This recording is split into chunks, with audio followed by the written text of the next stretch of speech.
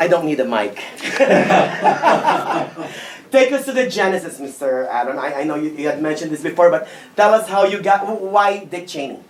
You know, it was a strange moment. It was a couple weeks after The Big Short had been released, and we'd been through all the awards season. And I did that thing that we all do where, you know, you've been really busy and finally your body goes, oh great, now you can catch the flu. And so I was sick for like 3 weeks, and you know, friends give you books through the years, and I had a book on Dick Cheney and I just started reading it. And it kind of dawned on me like, wow, those were crazy 8 years with George W. Bush and Cheney, and it was, no one was really talking about it anymore. And it kind of felt like the window of history was closing on that. And I was like, who is Dick Cheney? Like, this guy may have changed history more than many leader, like as much as any leader we've had in recent history. So I just started digging in. I got very curious, and what I found was a mystery. This was a guy who didn't want his story told, who, you know, did everything he could to keep the spotlight off of himself, and kind of like Talleyrand with Napoleon, lived more in the shadows. And you know, that's exciting when you find that kind of story. So we started digging in, and that was it. And so you, Mr. Kevin, the producer, still not, hello. So you've been with him since the very beginning, though, of conceptualizing Vice, right?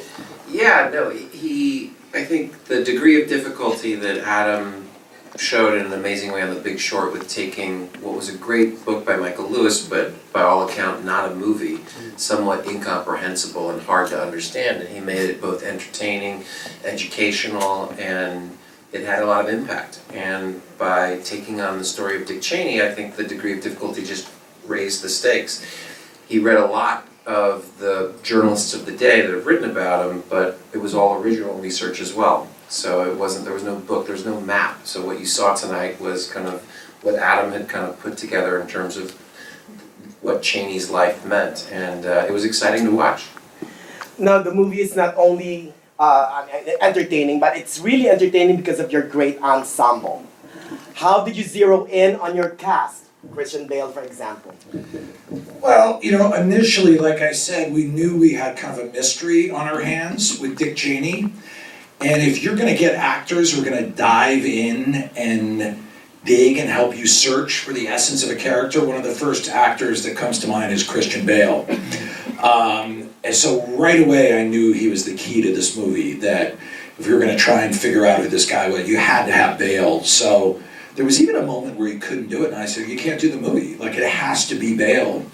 And the same goes for Amy Adams. I've worked with Amy before, and you're hard-pressed to find a finer actor than Amy. And really, when you talk about Dick Cheney, you're also talking about Lynn Cheney. They're kind of one and the same. That's really one of the big answers we found about Dick Cheney, is that a large part of who he is due to Lynn. And then, you know, you just keep going. You just need great actors down the line, like Steve Carell, Sam Rockwell, Tyler Perry really blew me away too. That was a revelation for me. That guy has a lot of power as an actor, and really nailed. I'm getting a little static here. Do I have to land a plane? And he really had a lot of gravitas. So a great ensemble was key to finding the tone to this movie, which was obviously a very interesting tone. Besides the great ensemble, the movie will also be remembered for its makeup, right? And Mr. Greg here, our local resident, you won Oscars for your makeup design before for the Benjamin Button, Mrs. Doubtfire, Bram Stoker's Dracula, all fictional characters. But I suspect that working on a real-life character is a lot harder. So much harder, and I was, they called me and said, we want Christian Bale as Dick Cheney, and I was just like, you're kidding.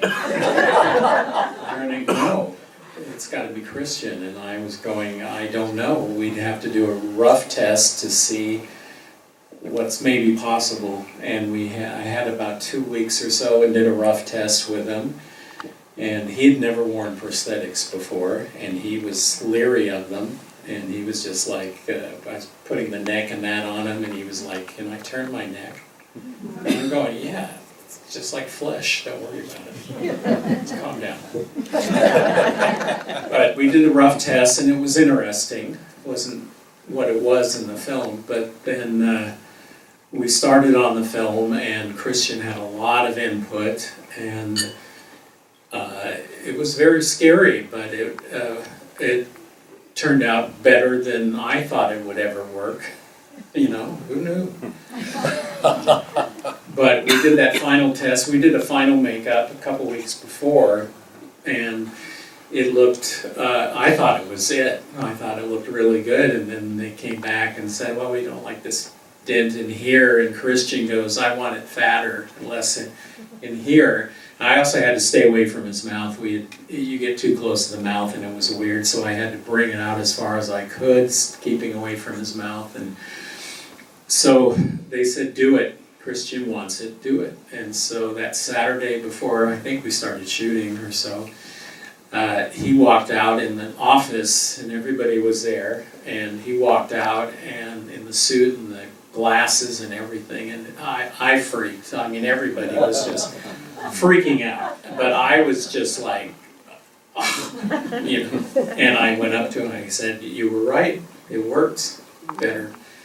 And but the best thing about that, Christian had never really been crazy happy about it. He was always thinking, you know. Yeah.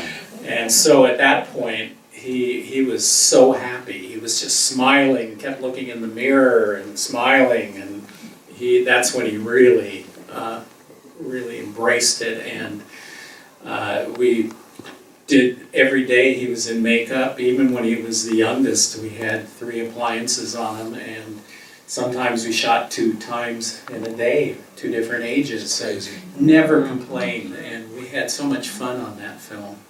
Tell them what I called you after I saw the makeup. Well, I walked on set one day after that, and Adam goes, how do you do this? I don't understand it. How do you do this? And he goes, are you a witch? And I'm going, I guess so. I don't know how to answer it. You know? By the way, Greg, tell them about the time that it takes. You know, Christian as an actor, it works almost every day of the movie. I think maybe every day but one. And he was picked up at 2 or 3 a.m. every day to get ready. How long were you guys working with it? Well, it would take about 3 to 4 hours.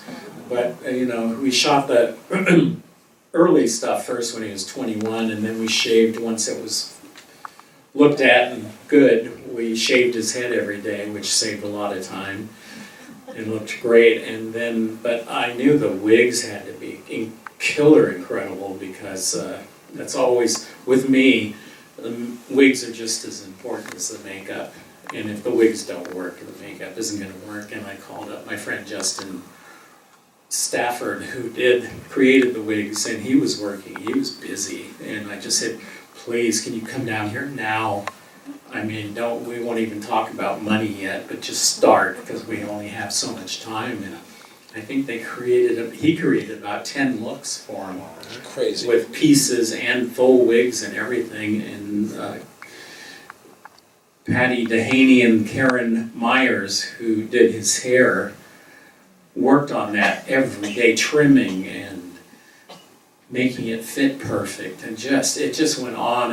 And even between stages, we had, you know, a 65-year-old look, and then a 55-ish looking look, and there'd be 60-year-old looks, and so they'd either maybe punch up the white in the hair a little bit or darken it a little bit, so that it was a very smooth transition. The thing I really like about this film is that, like, I love the I'm blanking out your other film. Big Short. Big Short. I love that, and what I loved about this is it's so great for me as a makeup artist when they don't just age throughout the film, that you get to see them young, medium, old, you know, all different ages right next to each other. And to me, that's really cool, but it's also very scary. But, you know, it worked out. Amazing. It was early on, Christian was so worried about the makeup before we really got into it with Greg, he said, well, will you promise me you'll save the old look for the end of the movie? And I said, yeah, sure. Like, if it's not looking great, we'll save it for the end. And obviously you notice in the movie, right up top, you see the old look, and that's how much Greg nailed it. Also, our executive producer, Robin Woolley, who I think's in the back of the house. Robin, yeah, give her a little applause.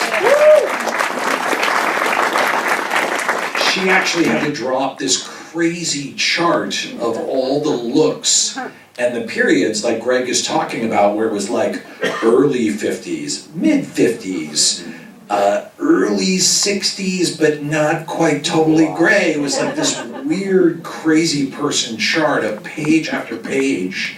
And I remember, Robin, how many days did that take to make? Do you remember? Many days. She said many days. And but then, yeah, Greg and these guys had to like look at this insane chart, and they would come to me and say, like, is this early 50s wide glasses gray, or is this mid 50s? Like, it was insane. It was so impressive what they did. Earlier, by the way, I spoke with Mr. Greg, and what a great career. 10 Oscar nominations, including Titanic, and of course 3 Oscar wins, and he's so humble and sweet. I'm gonna open yay. The Shakespeare quote. It's my exercise of the year. Thank you. I also have a loud voice. I was curious about the bedroom scene and what sounded like Macbeth, but couldn't place it. That was actually our fake Shakespeare that I wrote, trying to fit it to the scene. And I always said, if you're gonna write fake Shakespeare, make sure to have 2 of the best actors on the planet deliver it. Because people have thought it's Macbeth or Richard III, but no, that is bogus Adam McKay Shakespeare. Thank you so much. Thank you all. Thank you. Next question.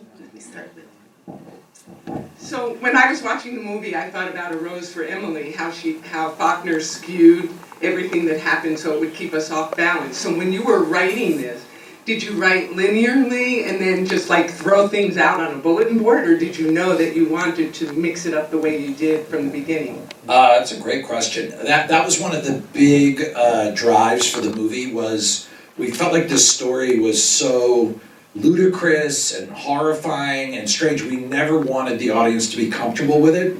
We always wanted it to be off-center, off-balance. We felt like if we settled into a kind of traditional biopic, we had kind of lost because we wanted tone to change, sort of like the world is now. I mean, we wanted it to reflect how strange and bizarre and horrifying and funny and upsetting our world is. So yeah, that was always from the beginning.